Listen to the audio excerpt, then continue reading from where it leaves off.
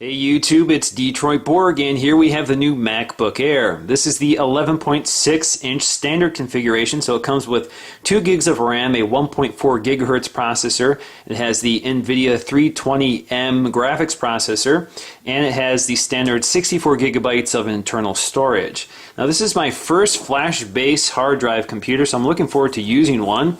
There is no spinning hard drive in any of the MacBook Airs. There's also no optical drive, just like the previous MacBook Air.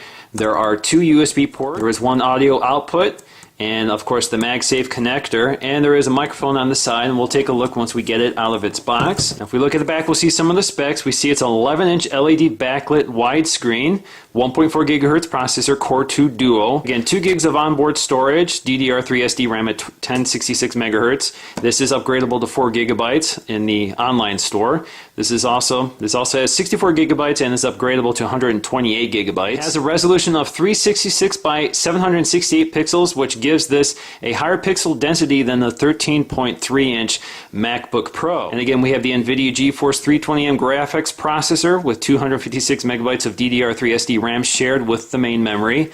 We have a built-in EyeSight video camera, 2 USB ports, headphone jack with built-in stereo speakers, and the speakers actually emanate from behind the keyboard. We also have a mini display port for outputting this to another monitor. Built-in Airport Extreme Wireless networking, so we have 802.11n and Bluetooth with 2.1 plus EDR. Pre-installed Mac OS X and iLife 11, of course.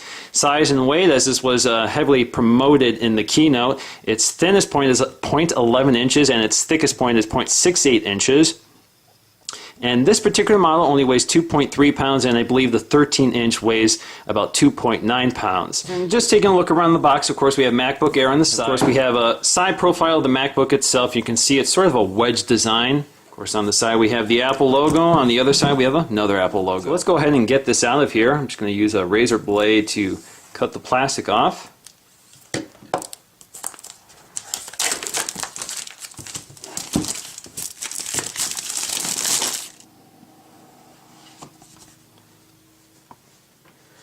Okay, I should point out that the inside has a nice foam padding in it. We have a little tab here to pull the MacBook out. So this is the back of the MacBook Air. That's the front. So it's in a little plastic wrapper. I'm going to take a look at this last. So let's take a look what's inside the box. So we have the power cord. We have the wall wart. With the newish MagSafe connector, my aluminum MacBook actually has the previous generation, so I'm looking forward to having this style. Of course, we have the literature, and in here you will not find backup DVDs. Instead, you will find a little USB drive. So here we go, hello. Got a little instruction booklet.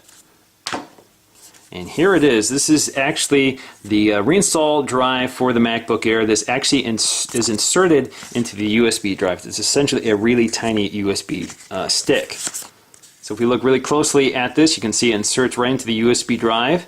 MacBook Air software reinstall drive, MacBook OS X version 10.6 with iLife 11. And we have the model number and the year. So again, we have instructions on what this is. The USB drive contains the backup copy of the MacBook Air software.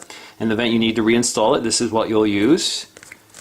And also, we can also look on the other side. Of course, there's a little hole through it.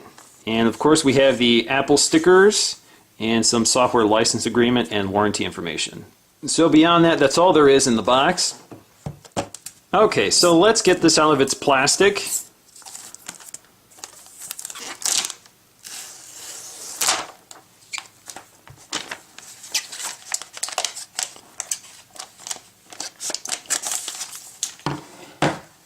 Now let's just look at the hardware itself. On the side we have the power connector for the MagSafe connector. We have the USB port. We have a headphone jack. Notice there is no audio input, although if you want to connect an external microphone, I do believe, like all Apple headphone jacks, there is an integrated mic for the headsets, for their headsets that have the microphone built in. We also have the little microphone. This used to be located near the EyeSight camera on the display, but it has been relocated here probably because the display is so thin. You can see it tapers down to a point on the front. Of course, there's a little spot up here to help you lift the lid. On this side, we should have one more USB port And this is the mini display port. This is so you can connect an external monitor.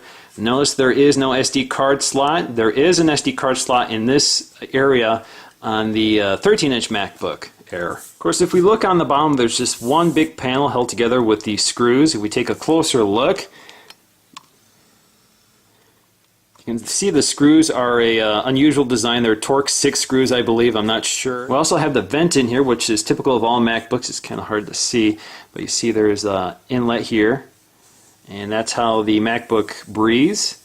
And of course, we have more screws all along the edge, and we have these little rubber feet or plastic feet. Now let's go ahead and lift the lid. There you go. There's a little piece of styrofoam protecting the screen. So here you can see the MacBook Air in all its glory. We have the keyboard, which is a full-size keyboard. The only difference here between this and the 13.6-inch MacBook, or I'm sorry, 13-inch MacBook Air, is the row of keys at top, which are smaller, but otherwise the keys on the bottom are the standard configuration for all Apple MacBooks and Mac keyboards. We have a full-size trackpad, glass trackpad, does click. The keyboard is not backlit like the MacBook Pros. There is no backlit keyboard on the MacBook Airs at all. So if you look down here, you can see the hinge of the MacBook Air. Again, very similar to other MacBooks. We also have a power button here. Instead of having a dedicated power button like there has been on all previous MacBooks, there's now a key. In fact, I just turned it on. And one of the benefits of having a flash-based hard drive is that it starts up very quickly. There we go. That's the fastest I've ever seen a MacBook boot, even though this is probably my weakest Mac ever, at least in terms of its processing power. English. So we're going to select English. We're going to lose our focus while we're at it. There we go. Now let's increase the volume.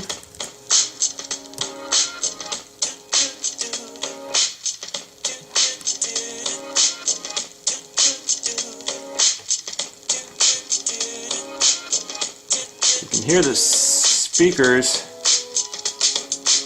are somewhere behind the keyboard, at least in the iFixit teardown, they're somewhere behind the keyboard along here, along the edge. There's another one over here.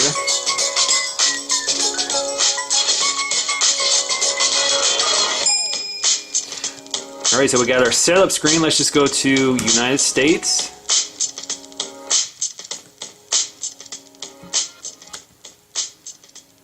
And click US.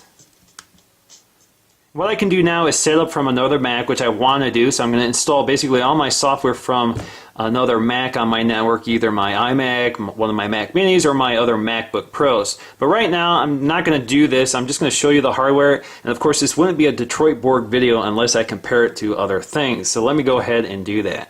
Okay, here I have a 13-inch aluminum MacBook. This is a 2009 MacBook before they started calling them MacBook Pros, but the form factor is otherwise the same as the current MacBook. There's no real design difference.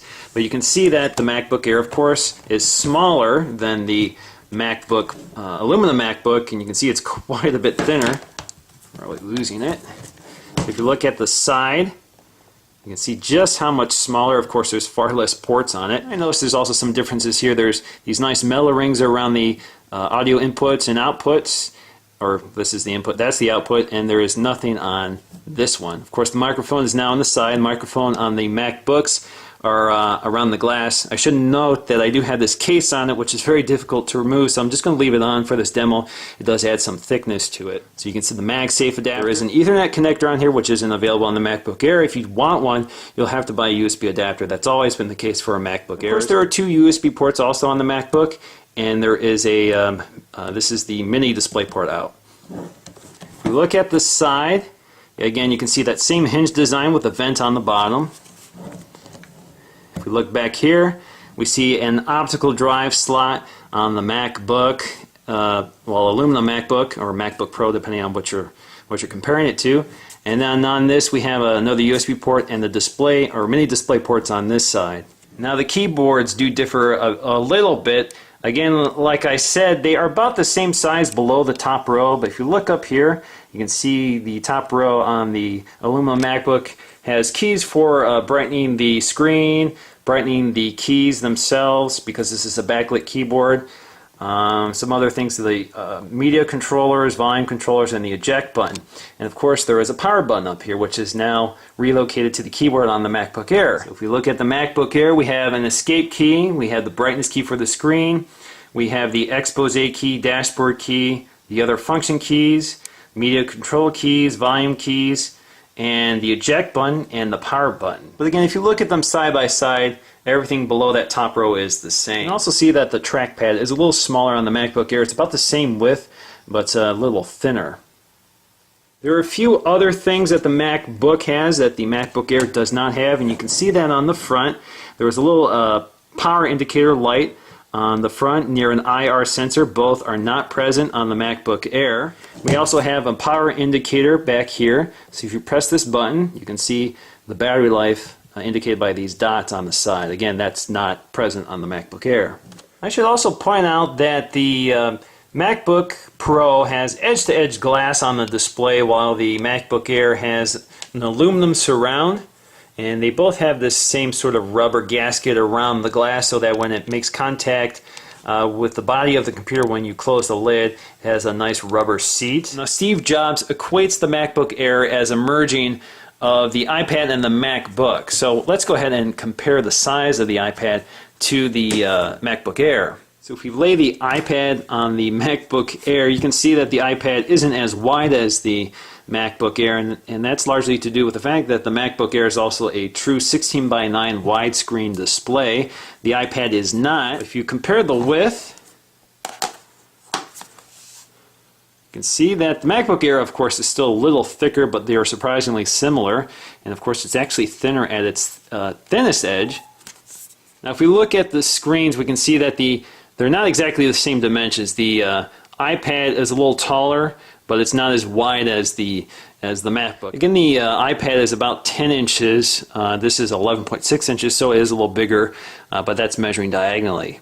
I just want to show you the power adapter. It looks just like every other MacBook power adapter. It has this removable power outlet, so if you are traveling to another country, you can swap these out. You're also given an extension cable, so you can just slide this on and extend the distance from your wall. There you go. And the prongs fold out. We also have these little tabs on the side to wind up your cable for storage. I just want to go ahead and show you guys this MagSafe connector if you're not familiar with them. You can see there's a little light on the side which indicates the charging status of the battery, whether it's fully charged or not. It will be green if fully charged, amber if it needs to be charged. So here we go. This is magnetic, so you can just slide this on and it will catch by itself. And you can see that it's green right now, but it should turn to amber once it discovers that the battery is depleted. So it will stay amber until it's fully charged. Alright guys, that's going to do it for me for this video. I'm going to have more on the MacBook Air in future videos, so stay tuned. This is Detroit Borg. Thanks for watching.